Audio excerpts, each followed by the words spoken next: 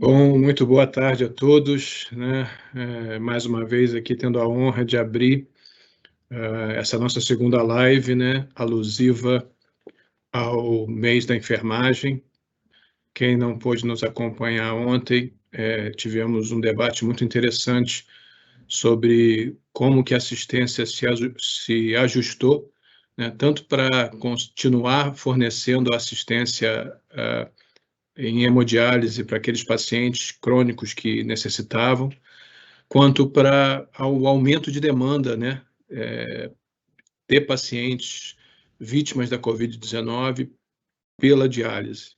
A gente viu, e foi muito bem mostrado pelos colegas de ontem, como aumentou essa demanda nos pacientes de terapia intensiva, né, vítimas da Covid, em relação ao que a gente conhecia na terapia intensiva antes dessa doença.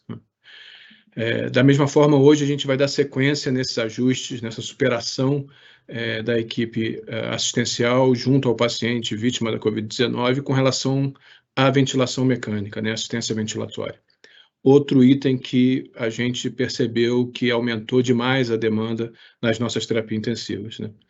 Eu me lembro, tenho a sorte de já ser jovem há mais tempo, né, como o pessoal tem falado, e a gente tinha nossas terapias intensivas com 40%, 45% de taxa de utilização de ventilação mecânica, e hoje a gente não se surpreende de entrar em unidade de terapia intensiva e próximo de 100% dos pacientes estarem em ventilação mecânica, né, no contexto da Covid-19.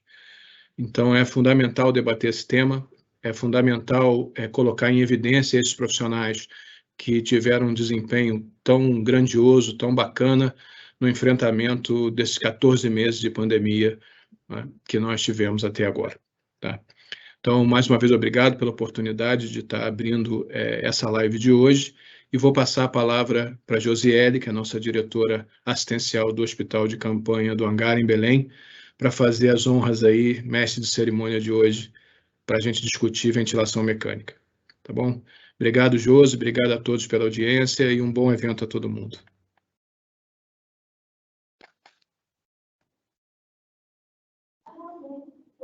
Oi, pessoal, boa tarde. Espero que todos estejam muito bem. Eu me chamo Josiele Pinheiro, sou enfermeira de formação e respondo, nesse momento, pela diretoria assistencial do Hospital de Campanha do Hangar, que é o Hospital de Campanha de Belém. E nessa tarde nós estamos muito felizes, porque nós vamos trazer um pouquinho, né, do nosso trabalho, porque a realidade de um hospital de campanha, ela é bem diferente da realidade dos outros hospitais, né?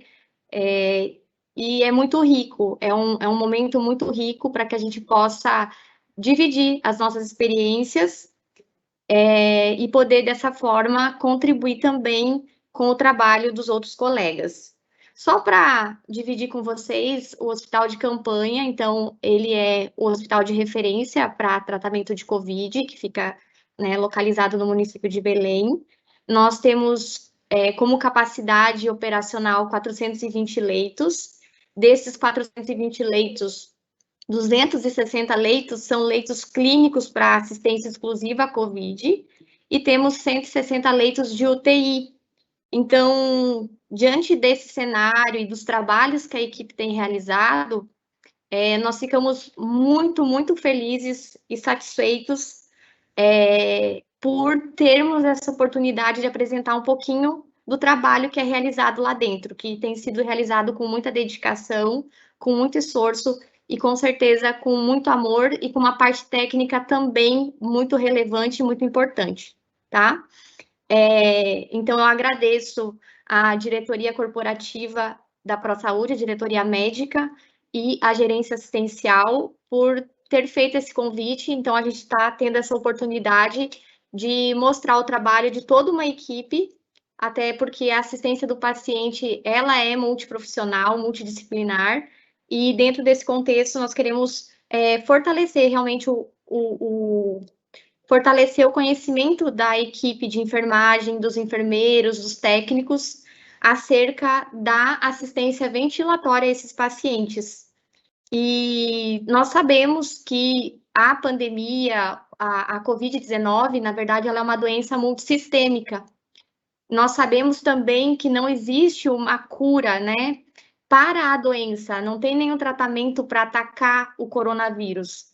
O nosso esforço, enquanto equipe de saúde, é para tratar, na realidade, as intercorrências advindas dessa doença, né? Então, como ela é multissistêmica, ontem nós tivemos a oportunidade de prestigiar a apresentação dos colegas, onde assistimos, né, um pouquinho sobre o manejo dos pacientes e sobre essa demanda dos pacientes da nefrologia. E, nesse momento, nós vamos trabalhar um pouquinho também sobre a questão da assistência ventilatória, que nós sabemos, né, tem uma importância muito grande para o desfecho, né, desses pacientes. Então, fortalecer as equipes, né, o enfermeiro, o técnico de enfermagem, para que eles consigam identificar e também atuar de forma efetiva, reconhecendo, né, o fluxo decisório, a estratégia decisória para a ventilação ou para a manutenção da ventilação não invasiva, é de suma importância para que o nosso paciente tenha um desfecho clínico melhor. Então, é com muito carinho que, nesse momento, eu gostaria de apresentar a nossa palestrante de hoje, que é a Chádia Facondes de Miranda. Ela é fisioterapeuta e ela é coordenadora do nosso serviço, é uma das coordenadoras do serviço de fisioterapia do Hospital de Campanha Hangar, e ela também é intensivista. Só um adendo, a Chádia é uma semana de enfermagem, a Chádia ela já foi técnica de enfermagem, eu disse para ela que isso nos torna mais felizes ainda em poder hoje compartilhar os conhecimentos e mostrar para que todos possam, né, melhorar a sua prática, tanto na questão humana, mas principalmente a questão técnica, científica no manejo desses pacientes. Chádia. Obrigada, Josi. De antemão, eu gostaria de agradecer a toda a equipe da ProSaúde, em especial você, Josi, e a direção do nosso hospital de campanha, pelo convite. Me sinto muito honrada de poder participar de um evento tão grandioso e poder contribuir um pouquinho para a gente conseguir atingir uma assistência com mais qualidade sempre, né? Visando o bem-estar dos nossos pacientes. Então, eu vou começar a falar sobre a assistência ventilatória do paciente.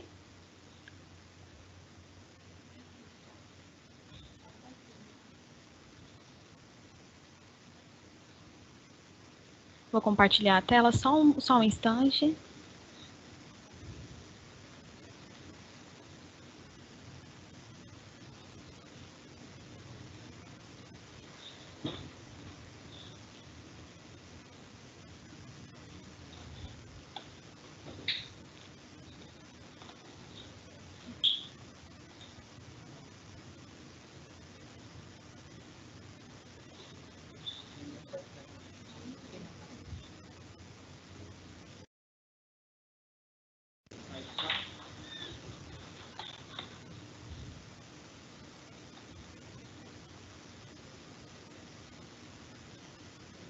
Vamos lá. Então, eu sou a Chádia, sou fisioterapeuta intensivista.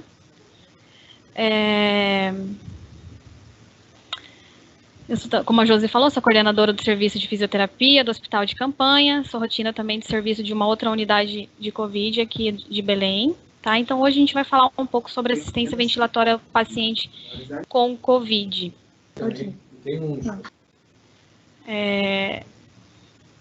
Nós vamos falar um pouquinho sobre o suporte ventilatório e como a gente pode atingir alguns métodos, né, para a gente conseguir atender esse paciente da maneira que ele necessita em determinados momentos da internação.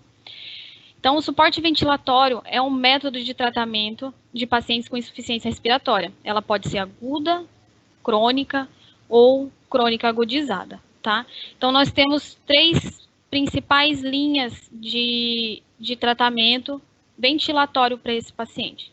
Nós temos a oxigenoterapia, a ventilação mecânica invasiva e a ventilação mecânica não invasiva.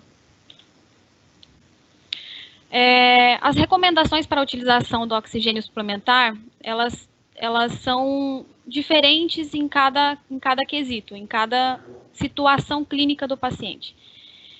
A manutenção dessa oferta de oxigênio às células, ela é uma demanda metabólica, né? É uma função crucial do nosso sistema cardiorrespiratório. Em condições normais, a oferta do oxigênio às células, ela é controlada por um processo direcionado e denominado oferta pela demanda. Então, o que o meu corpo precisa e o que eu estou fornecendo para ele. Em muitas situações, em várias doenças, essas variáveis interferem no transporte. Só um minutinho, que eu acho que a gente não conseguiu compartilhar.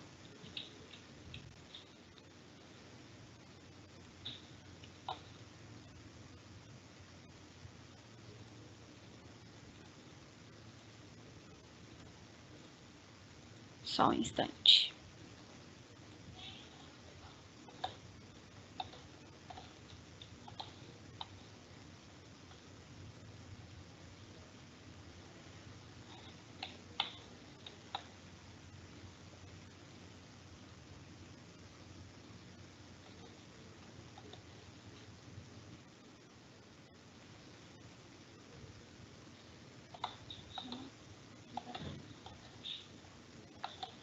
Não está compartilhando.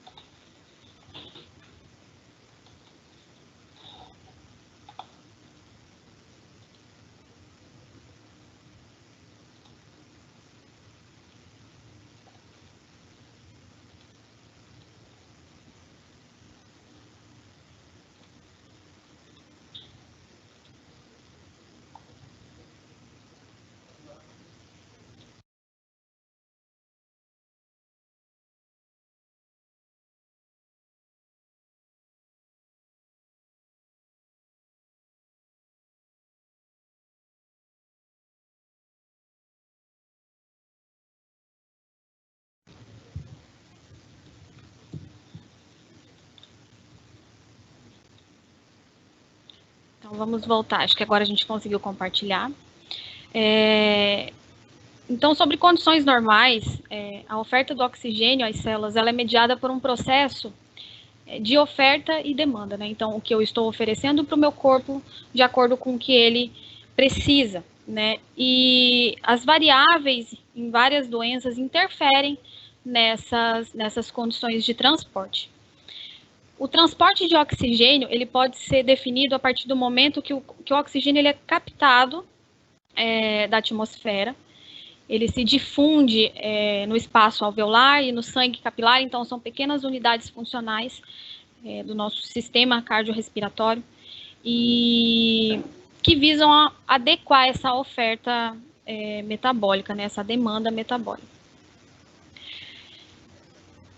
A gente pode identificar esse transporte por duas vias, pela gasometria arterial e pela oximetria de pulso, mas a gente vai voltar a falar sobre isso daqui a pouquinho, tá? O oxigênio ele é transportado ligado à hemoglobina. Então, isso acontece principalmente pela circulação sistêmica, né? E logo depois pela microcirculação, tá? O oxigênio chega, então, ao seu destino final, que é a manutenção dos tecidos, né? De forma que traduz uma obtenção de energia. Isso mantém as funções vitais do nosso organismo. Então, o perfeito entendimento dessa fisiologia, de como isso acontece, é fundamental para a gente conseguir identificar as alterações na fisiologia nas apresentações clínicas dos pacientes e definir o caminho que a gente vai seguir em relação à oxigenoterapia. Vamos voltar a falar sobre gasometria arterial e oximetria de pulso, então. A gasometria arterial, ela vem baseada em vários quesitos, né? pH, pressão arterial de oxigênio, pressão de gás carbônico, bicarbonato, saturação arterial de oxigênio. E esses quesitos, eles são norteadores da nossa estratégia ventilatória. É um procedimento invasivo, né? A coleta da gasometria arterial é um procedimento invasivo, pela coleta do sangue arterial, né? E é uma rotina do nosso serviço de saúde. Então, as nossas estratégias são mediadas por esse exame e também pela oximetria de pulso, que é um exame não invasivo, né, que a gente consegue acessar essas informações com mais facilidade e em tempo real, beira-leito do paciente. Fundamental a participação da enfermagem nesse processo, porque nós, né, eu me incluo como técnica de enfermagem, estamos sempre à beira-leito, né, então, além da nossa assistência ao paciente, a gente tem essa visão global do que está acontecendo com a hemodinâmica dele também. Mas o que é oxigênio-terapia, né? O que a gente entende por isso? Nós recebemos uma oferta de oxigênio em porcentagem de aproximadamente 21%. Né? Então, a oxigênio-terapia, a administração de oxigênio em concentrações acima de 21%. Em concentrações acima do que a gente respira em ar ambiente. E ela tem como principal objetivo o quê? Fornecer e equilibrar essa oferta e demanda de acordo com a necessidade daquele organismo naquele momento. Né? Então, ela é utilizada principalmente para a gente corrigir as hipoxemias. Então, eu ofereço oxigênio com o objetivo de suprir aquela demanda tecidual, aquele organismo como um todo. Dessa forma, a gente consegue reduzir a sobrecarga do sistema cardiorrespiratório, né?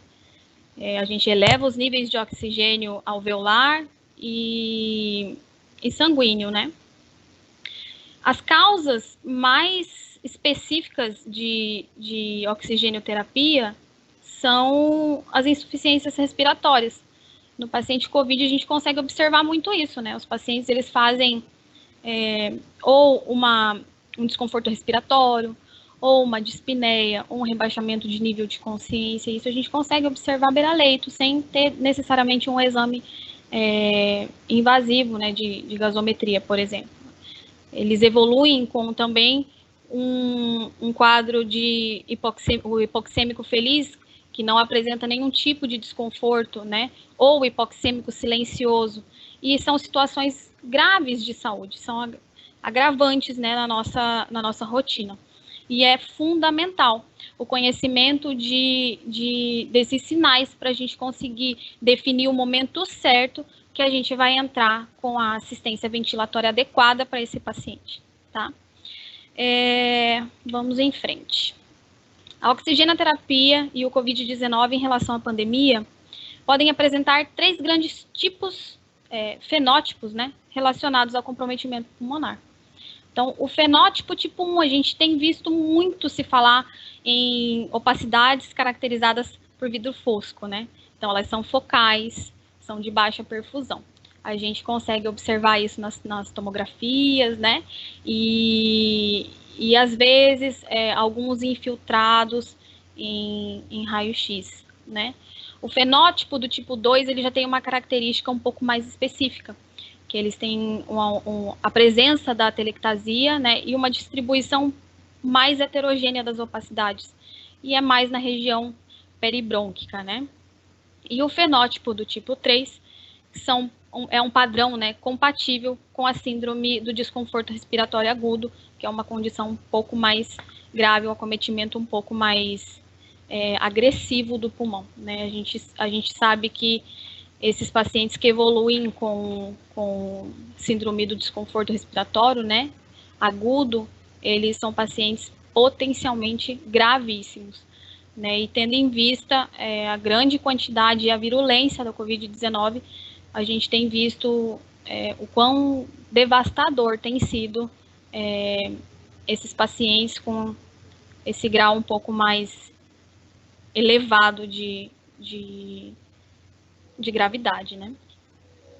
Enfim, nós vamos falar um pouco mais agora sobre a estratégia ventilatória, né?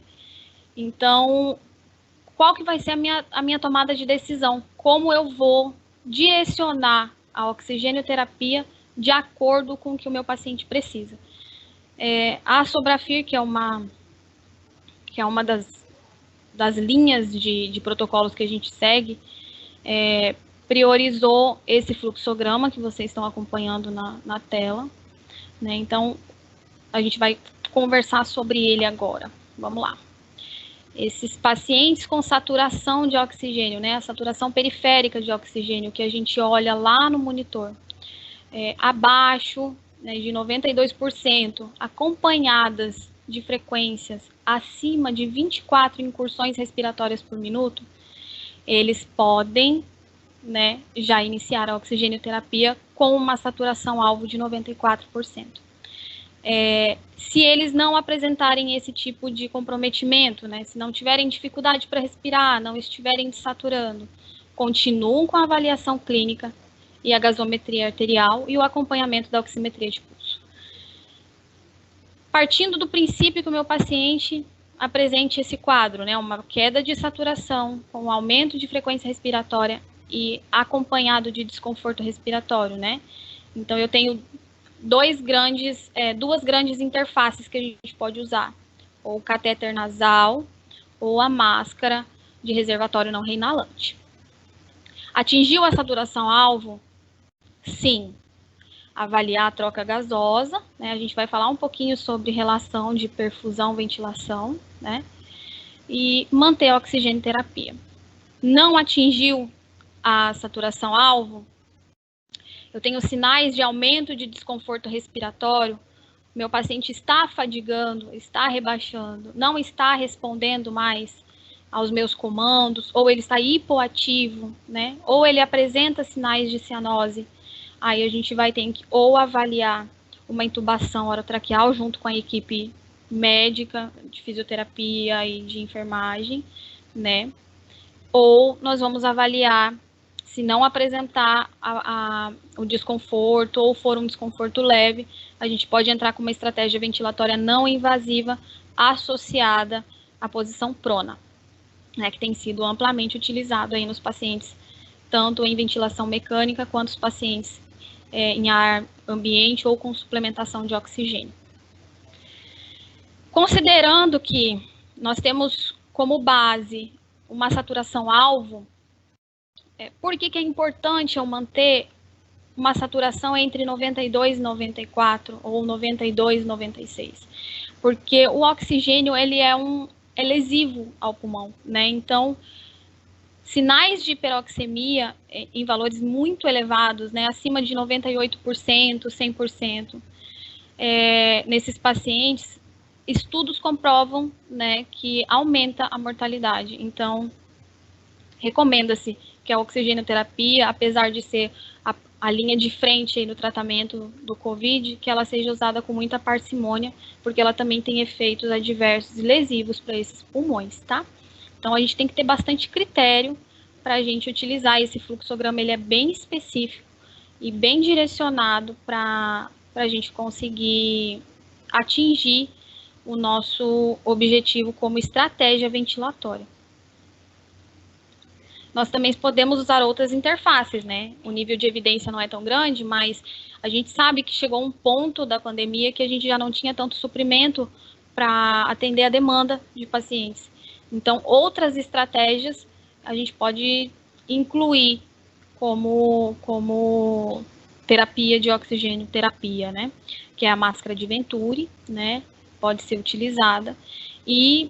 Mas o nível de evidência A é o catéter nasal e a máscara não reinalante. O catéter nasal, inclusive, sendo utilizado com a máscara para evitar a dispersão dos aerossóis.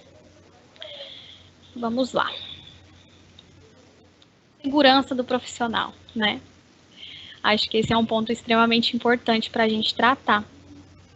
Diante de tudo que a gente falou, o primeiro passo tem que ser a nossa segurança e a segurança dos demais, né? Dos que estão ali em convivência, né? A equipe multidisciplinar, a equipe de limpeza hospitalar, as equipes, né, que cuidam das nossas alimentações lá, né, das nossas refeições. Então, nós temos que tomar alguns cuidados, né? Como vocês podem ver na tela, a gente tem esse fluxograma de paramentação e desparamentação, e é importantíssimo que seja utilizado e que a gente evite negligenciar qualquer um desses itens, né? Tendo em vista que nós somos ali a equipe que está ali na frente, né? Se não estivermos ali, quem estará, né? Então, o nosso primeiro cuidado tem que ser conosco. Então, usar o avental descartável, usar a máscara N95 ou a PFF2, óculos de proteção, touca, protetor facial e as luvas. E não esquecer de higienizar as mãos.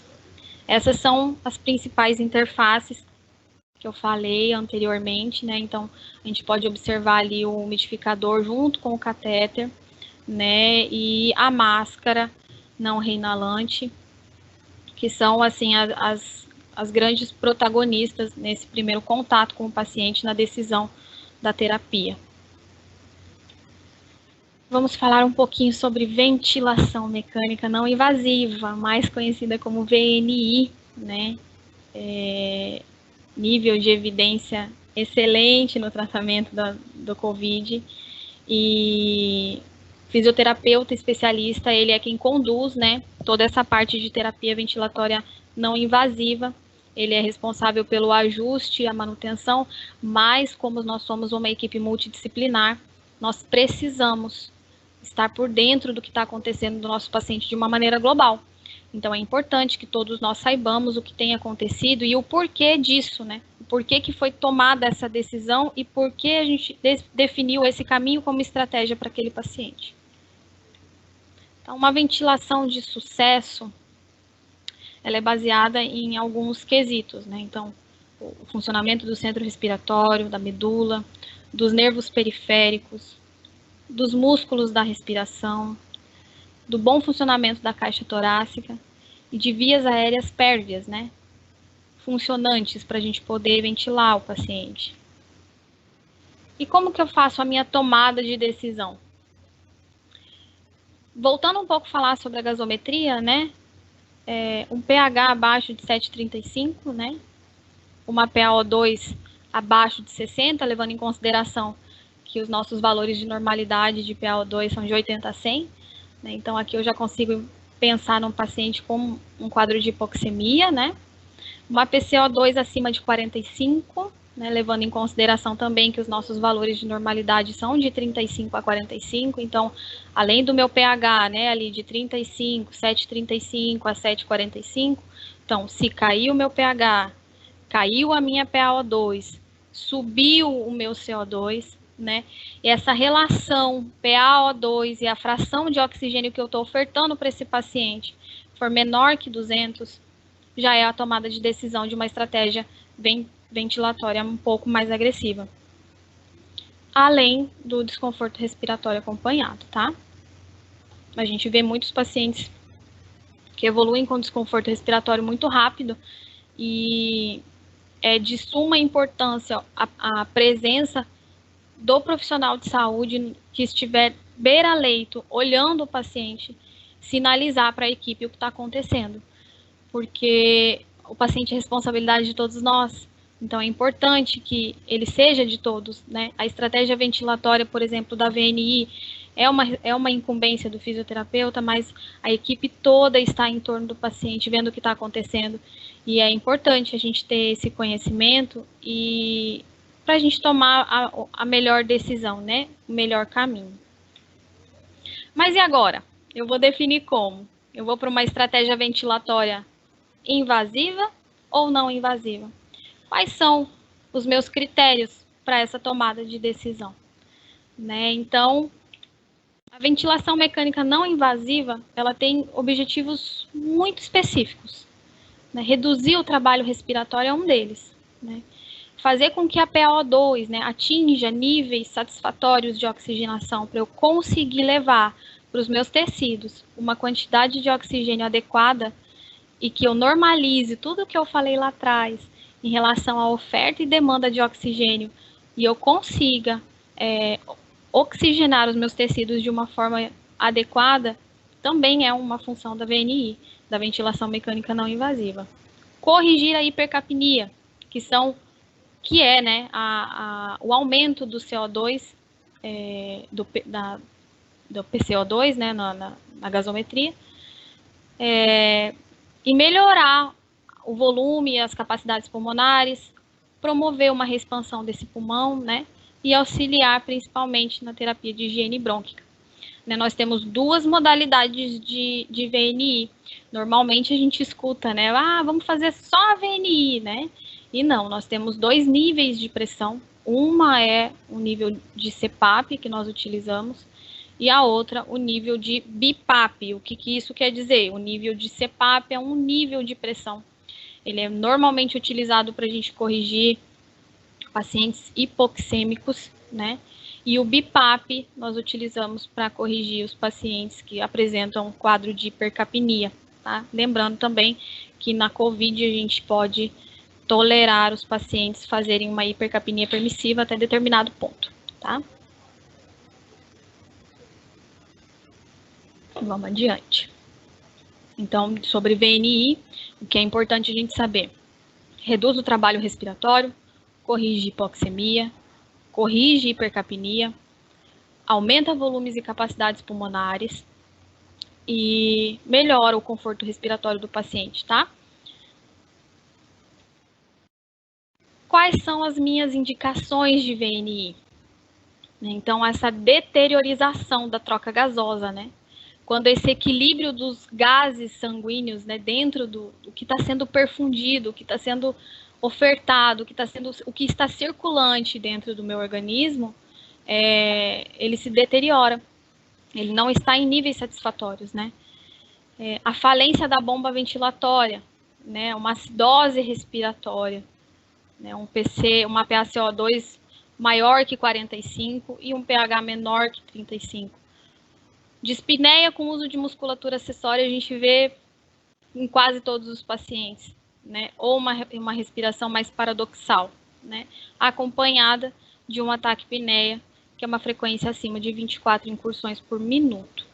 A gente consegue enxergar isso muito fácil na beira-leito, né? O paciente ele apresenta mesmo esses sinais e por muitas vezes muito exacerbados, né? Paciente com incapacidade de manter a ventilação espontânea. Ele deve apresentar um volume minuto, né, uma capacidade pulmonar maior que 4 litros, né? Então, a gente consegue enxergar isso de fato quando o paciente já está na ventilação. E o que eu tenho de vantagem no uso da VNI? Né, manutenção da capacidade de falar e tossir, né, porque é uma via não invasiva, eu consigo colocar e retirar ela durante o período de uso, né, eu consigo estabelecer uma meta, um plano terapêutico para aquele paciente, e durante esse plano eu consigo ter outras estratégias para atingir o tratamento adequado para ele, a redução da necessidade de sedação, então não precisa sedar para fazer VNI.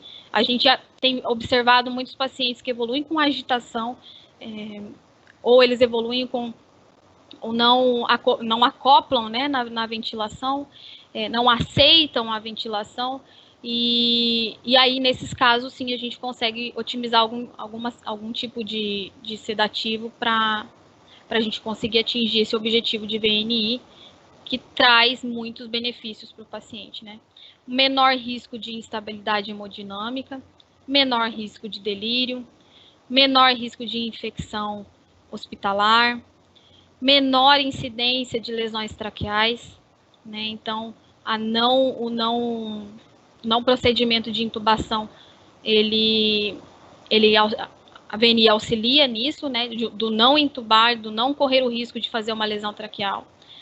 Preserva a atividade da musculatura respiratória, porque o paciente respira ativamente, ele não está sedado, então ele que faz todo o ciclo ventilatório, né? E menor tempo de ventilação mecânica e permanência dentro de uma unidade de internação, e aumenta a sobrevida do paciente. A gente sabe que os pacientes que vão para a ventilação mecânica invasiva, né, que são intubados, eles têm o risco de o aumento, né, da mortalidade, né? Então, é importantíssimo a gente definir essa estratégia antes da gente pensar numa ventilação mecânica invasiva. Contraindicações da VNI. Então, a necessidade de uma intubação de emergência, né? Esse paciente descompensou mesmo, ele não responde mais a comandos, ele está desaturando, ele está com uma queda de pressão, por exemplo, né? Ele está hipotenso, então ele está hipotenso, desaturando, nível de consciência rebaixado, né? Ou uma parada cardiorrespiratória, ou uma parada respiratória, né? Já são contraindicações de VNI. Falência orgânica, a musculatura parou de funcionar, perdeu reserva, ou não, né, respiratória, também é uma contraindicação. Incapacidade de proteger as vias aéreas superiores, né, o risco de broncoaspiração desse paciente. Normalmente eles vêm ou de uma enfermaria, ou eles vêm de um outro serviço e chegam já numa unidade de terapia intensiva num quadro bem exacerbado. Então, a incapacidade de defender a via aérea é uma contraindicação absoluta da VNI, pelo risco de broncoaspiração, pela pressão positiva, né, porque a gente coloca a interface e manda pressões ou em CPAP ou em BIPAP, então aumenta muito o risco de broncoaspirar. Pneumotórax e traumas de face, né, porque a gente não vai conseguir acoplar essa máscara de uma forma ideal. E as cirurgias tóraco-abdominais pela pressão positiva dentro do tórax. Aqui tem algumas interfaces, né? Nós temos a máscara full face, que é a total face, que ela cobre todo o rosto, né? É muito confortável. Os pacientes que têm quadros de agitação, eles ficam melhores, mais confortáveis nessa máscara. A gente consegue definir uma estratégia ventilatória um pouco mais longa, né, um período de duração um pouco maior pelo conforto, né, dessa máscara. Não é uma máscara que a gente consegue encontrar com tanta facilidade em todos os serviços, né, pelo custo, mas é uma interface muito bacana para trabalhar. Nós temos aqui no Hospital de Campanha várias interfaces dessas, a gente conseguiu otimizar esse material, né? E nós temos também aqui a oronasal, que é uma interface um pouco menor, né? É o que a gente mais utiliza nos serviços. O custo dela é um pouco menor, então a gente consegue ter mais acesso a essa interface. É uma ótima interface. Difícil de acoplar nos pacientes mais idosos, né? Pela questão da fragilidade da pele, né? A gente está ali direto com a equipe da enfermagem, tentando estratégias para minimizar essas lesões, porque eles permanecem por longos períodos nessas máscaras, ou de formas intermitentes, né? Então, a gente também tem que ter esse cuidado com a pele do paciente, mas é uma interface bem legal também. Nós temos aqui na parte de baixo da nossa tela uma interface nasal. Então, ela vem acoplada só no nariz.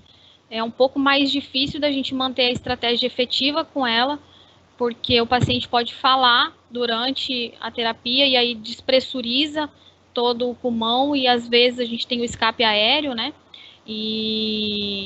Então, assim, é uma interface que a gente usa em casos bem específicos, tem que ser bem analisada, né? E por último, nós temos o capacete, o elmo, né? E fantástico, a gente tem tido excelentes resultados com eles, com o uso desse capacete aqui no Hospital de Campanha. Nós temos, acho que 3 capacetes, né, Josi, aqui, 3 capacetes. Nós temos um índice de sucesso bem grande com a utilização dessa interface. Além do conforto que ele traz para o paciente, ele consegue enxergar tudo que está acontecendo em volta dele. Então, a gente diminui esses delírios, né? Ou essa ansiedade do paciente de não saber o que está acontecendo e o que vai acontecer. E muitos deles se apegam na confiança de ter alguém da equipe ali frente a frente, ou se aproxima um pouco mais de algum ou um enfermeiro ou um técnico de enfermagem como ponto de apoio. Então essa interface permite que ele participe e compreenda tudo que está acontecendo ao redor dele, e é bem bacana mesmo essa interface. Nós temos aqui um quadro com os níveis de evidência, né? Então, depois a gente pode até falar um pouco mais sobre isso, né? Eu vou passar, a gente fala sobre o DPOC, a asma, mas como o nosso foco é o COVID, a gente pode ver que a VNI, ela é nível de evidência A para muitas outras doenças, né? Muitas outras patologias. E aí a gente tem uma contraindicação que é a não adaptação à VNI, como a gente já conversou, e o risco de broncoaspiração também a gente já falou. Quando que eu vou considerar a intubação orotraqueal, né?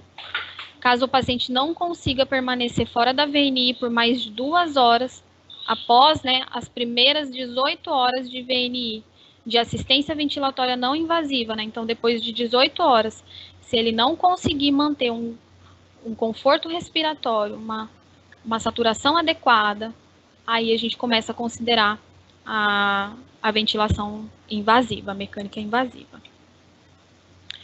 E o sucesso, né, dessa VNI? Então, a gente vai monitorizar esse paciente por 30 minutos a 2 horas, né? E o que ele tem que me mostrar depois que a gente faz essa terapia, né? Ele precisa diminuir a frequência respiratória, ele precisa aumentar o volume corrente, ele precisa, né, que são as capacidades pulmonares, né? A gente precisa sentir que esse paciente está confortável, que ele está respirando de uma maneira confortável.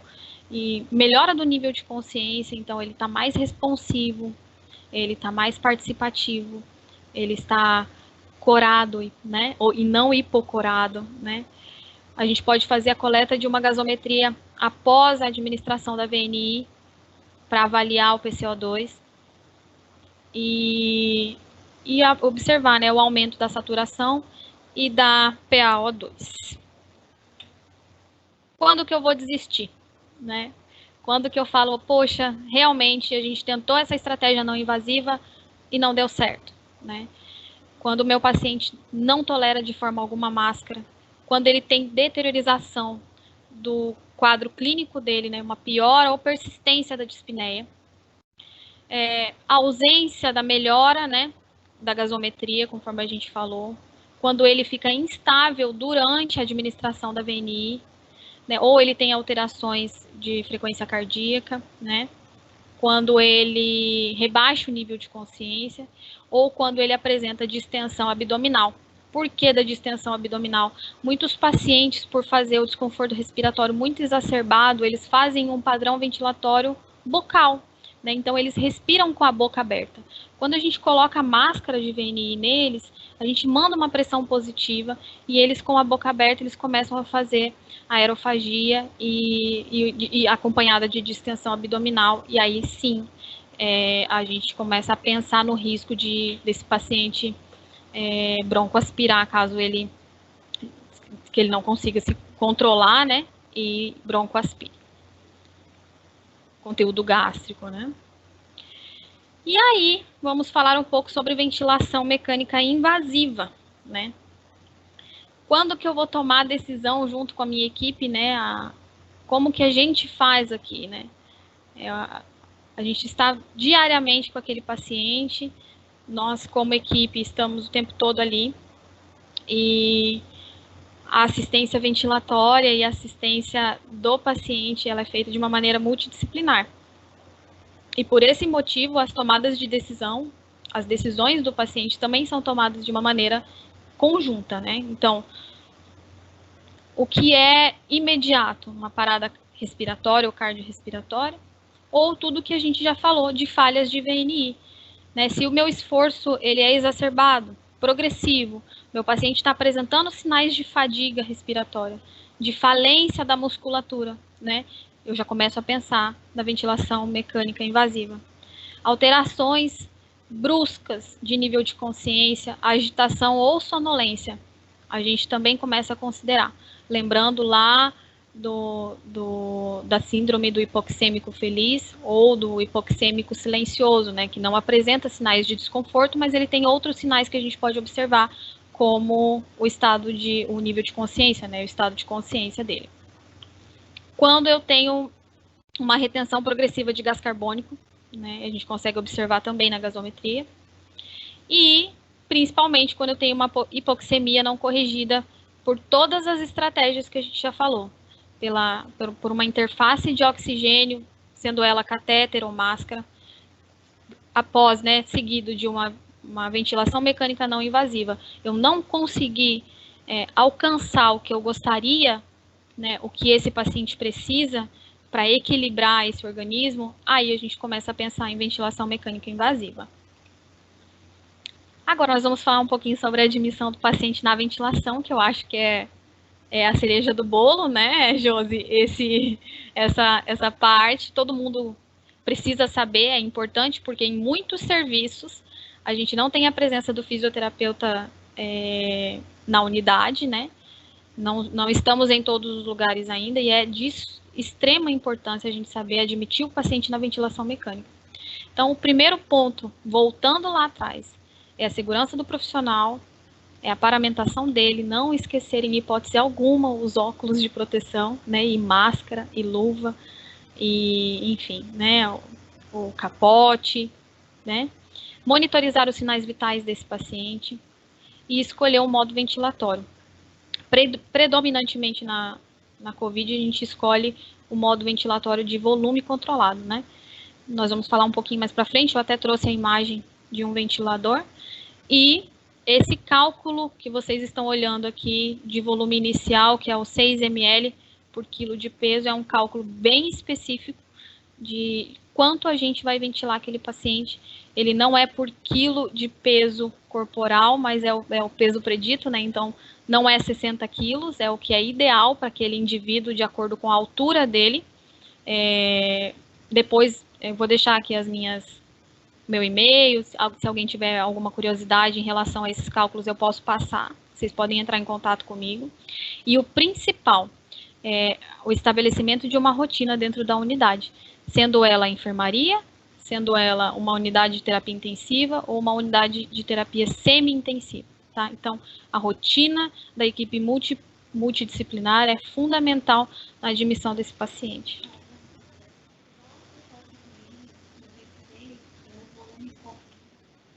Tá.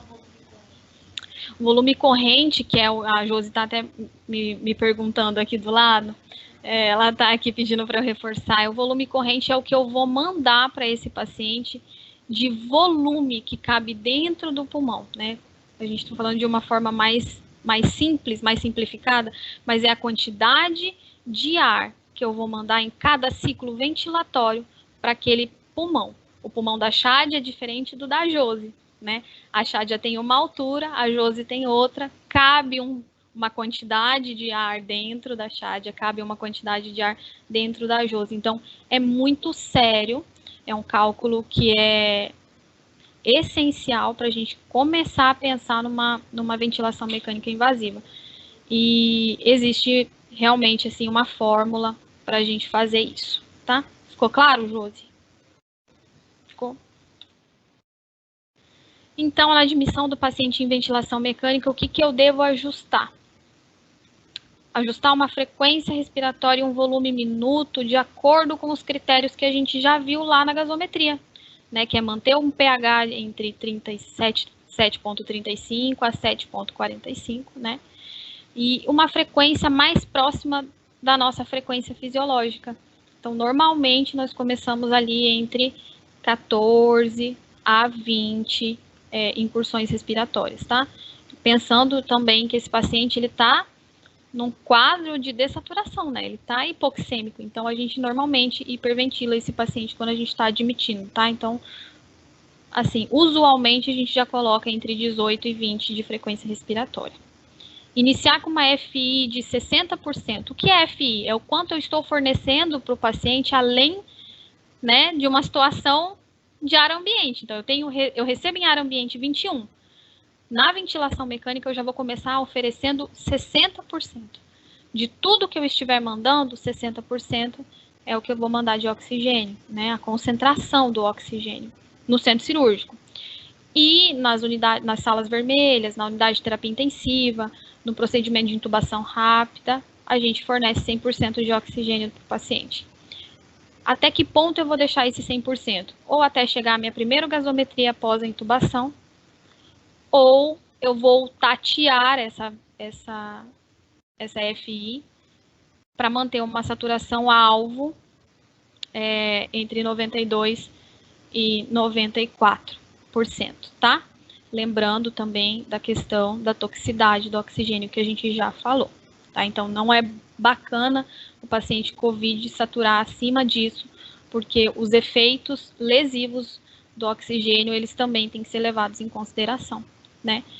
Essa PIP que a gente fala que é a pressão positiva no final da expiração, inicia-se de 5 a 8, né? Para manter a oxigenação. E PIPs, né, quando a gente começa a pensar em PIPs elevadas, um pouco, né, mais elevadas, acima de 12, né, acima de 10, acima de 12, aí existe a necessidade, né, em pacientes normais, né, sem ser COVID, a gente fecha o circuito com o TraqueCare, que já também está bem usual, né, e o COVID, principalmente pela questão da dispersão de aerossóis, já é praxe a gente fechar o circuito já desse paciente com TraqueCare já logo antes a gente já monta o circuito e já coloca o TraqueCare para fechar e não ter o risco da gente ter que despressurizar esse paciente, tendo em vista que são pacientes que necessitam de uma PIP um pouco mais elevada para a gente conseguir ventilar esse pulmão um pouco melhor. Então, bem importante colocar o TraqueCare, muito importante para a equipe da enfermagem observar esse TraqueCare, se ele está bem posicionado também, porque o risco dele sair durante uma mudança de decúbito, uma pronação, um banho, e despressurizar esse pulmão, e a gente perder toda a estratégia ventilatória que a gente desenhou para ele, é muito grande. Então, é um cuidado que nós todos temos que ter durante o manuseio e assistência desses pacientes, tá? Uma vez instalado o ventilador, né, a gente considerar a necessidade de sedação, analgesia ou bloqueador neuromuscular. A gente tem visto que os pacientes do COVID, a maior parte deles tem utilizado neurobloqueadores, né? Realizar a medida da mecânica, esse é um cálculo bem específico da fisioterapia.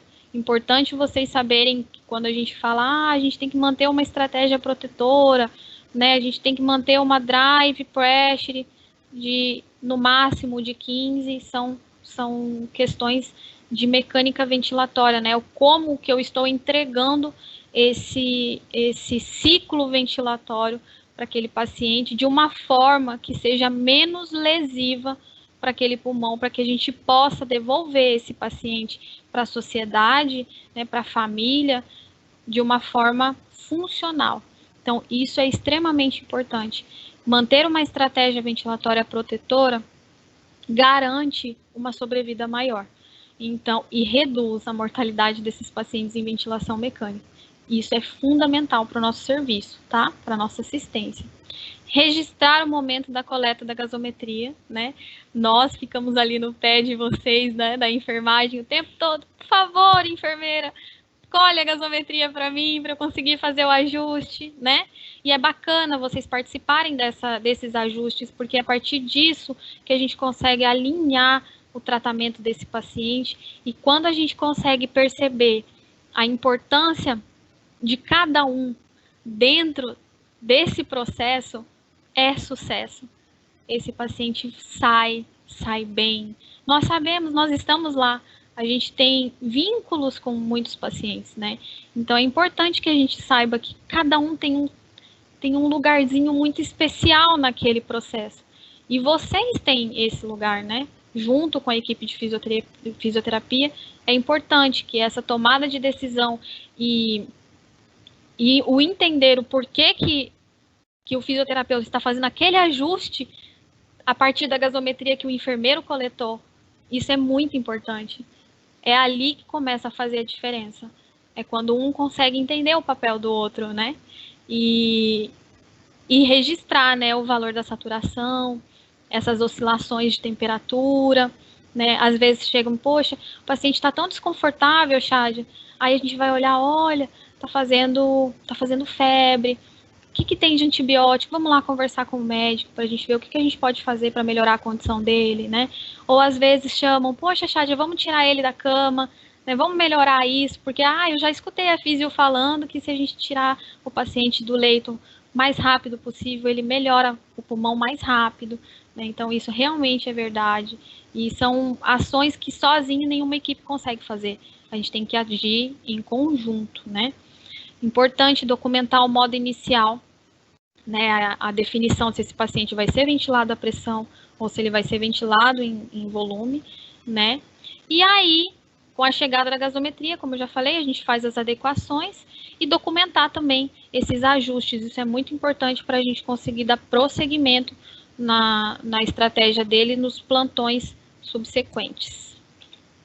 Agora tem uma foto de um ventilador, né? Eu não podia deixar de mostrar, né, um ventilador, a tela inicial. Acho que a maioria já deve ter visto esse ventilador.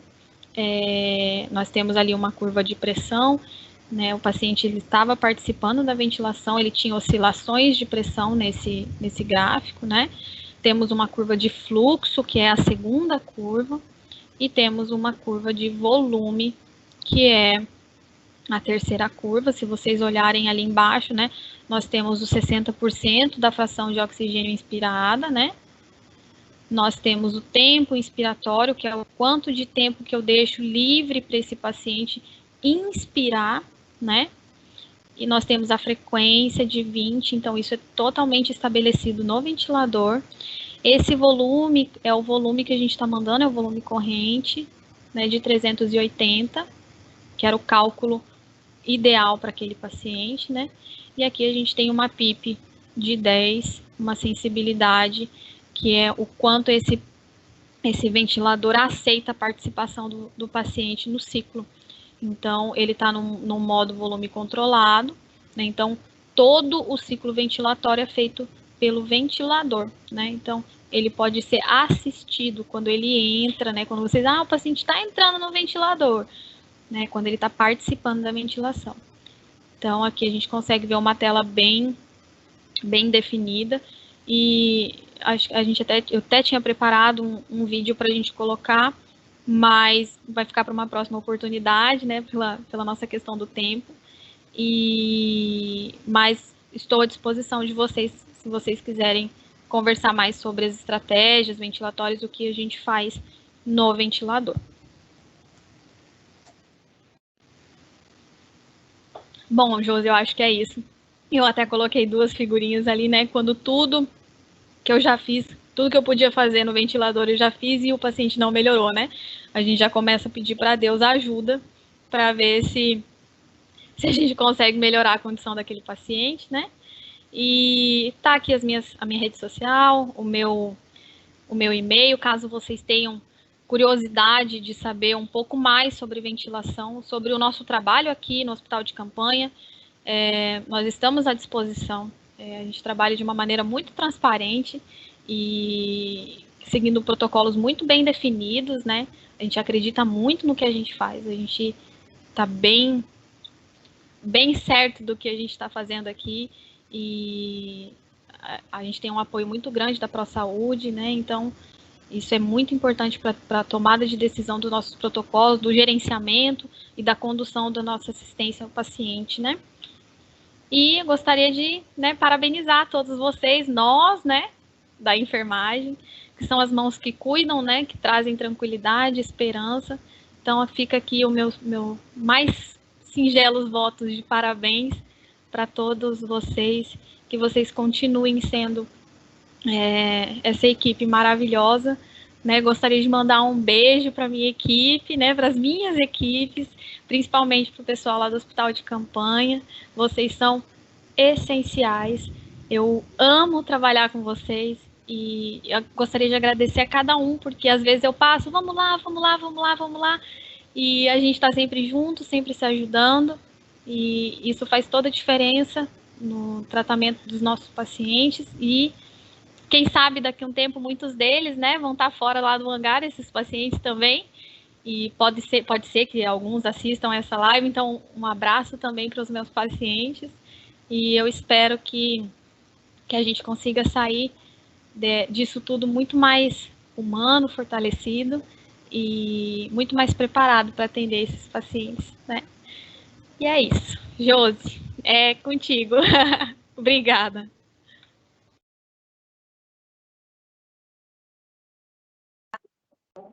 Muito bom, Chádia. Que apresentação, né? Fazendo até um trocadilho, dá para dizer que dá para perder o fôlego, né?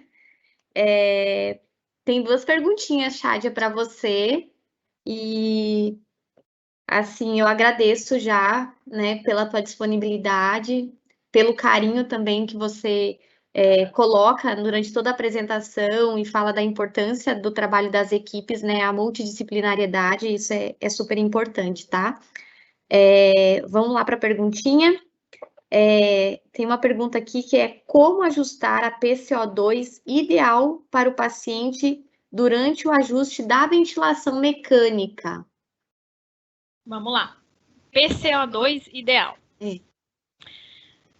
É um cálculo bem específico da fisioterapia, né? Mas normalmente nós utilizamos o valor do bicarbonato vezes 1,5 mais 8, né? E a gente vai chegar num CO2 ideal. Depois disso, a gente vai ter um outro cálculo, que normalmente a gente faz o ajuste em relação ao volume minuto. São cálculos muito específicos, né? Então eu uso meu volume minuto, que está lá no ventilador. Deixa eu ver se eu consigo voltar uma tela aqui. Deixa eu ver se eu consigo colocar na tela de novo para conseguir responder essa pergunta um pouco melhor. Só um minutinho, Josi.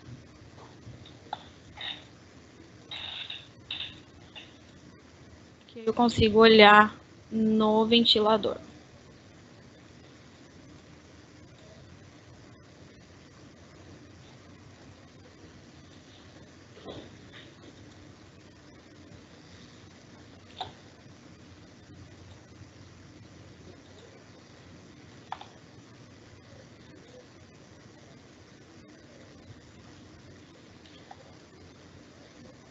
Acho que eu não vou conseguir voltar. Pera aí. Essas tecnologias hoje a gente... Então, tá, deixa eu tentar aqui de novo. Eu gostaria de mostrar a imagem. Não vai.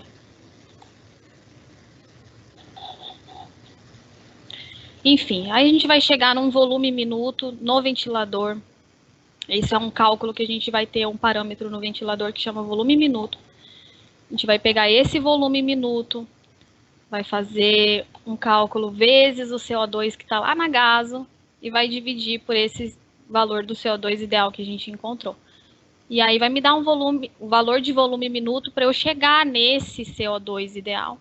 E aí eu consigo ajustar em volume corrente ou em frequência respiratória, respeitando os limites de pressão de drive pressure, pressão de pico, enfim, de complacência. A gente consegue analisar também se aquilo está sendo lesivo ou não para o paciente, mas normalmente a gente usa esses dois cálculos e a gente faz os ajustes em volume corrente ou em frequência respiratória, também podendo utilizar em outros momentos o tempo inspiratório, mas são cálculos muito específicos da fisioterapia mesmo.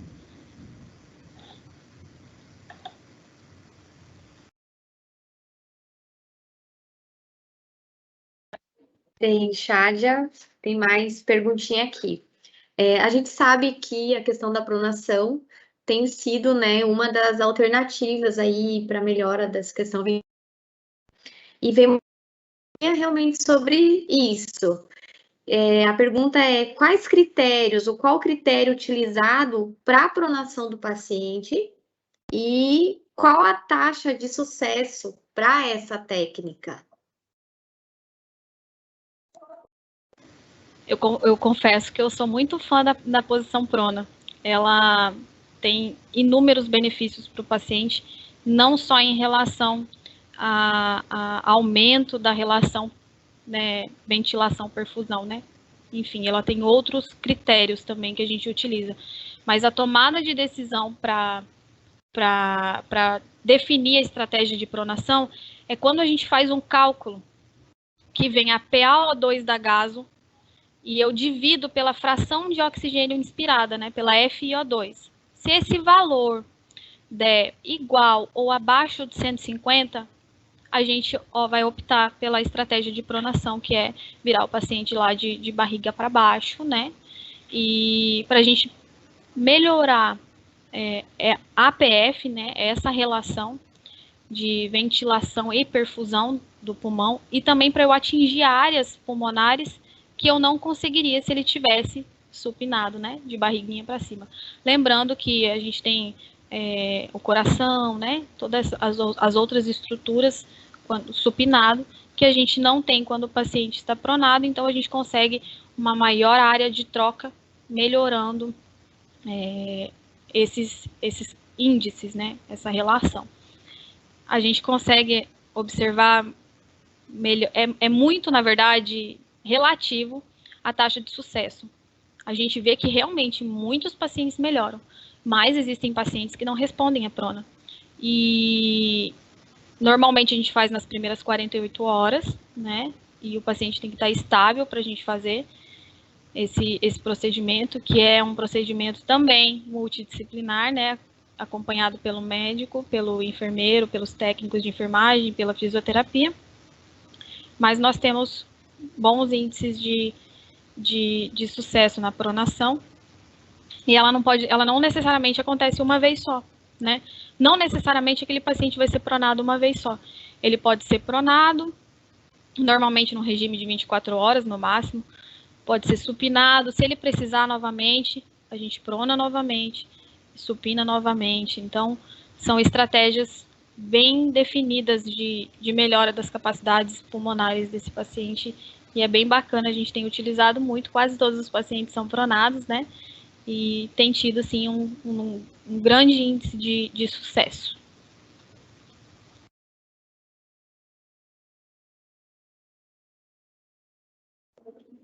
Chádia, chegou mais uma pergunta aqui. A pergunta é a respeito de como a enfermagem pode auxiliar em todo esse processo, né, da assistência ventilatória. Você deu os parâmetros de normalidade, conseguiu mostrar o ventilador mecânico, a gente esclareceu, né, o que é a PIP, o que é o volume corrente, né? Todas essas informações, se elas não forem bem avaliadas, a gente sabe que a gente também não faz nada com elas. Então, qual é o papel, de que forma a enfermagem, o técnico que está lá na ponta, o enfermeiro, como eles vão pegar isso tudo e eles podem auxiliar a equipe médica de fisioterapia nisso da assistência ventilatória? Na verdade, eu acho que a enfermagem é o carro-chefe, né? De olhar esse paciente e entender o que está acontecendo com ele. A gente tem que pensar que a enfermagem é a equipe que está mais presente beira-leito, né? Nós, da fisioterapia, estamos, sim, presentes, mas muitas vezes nós estamos envolvidos com outras definições de condutas, né?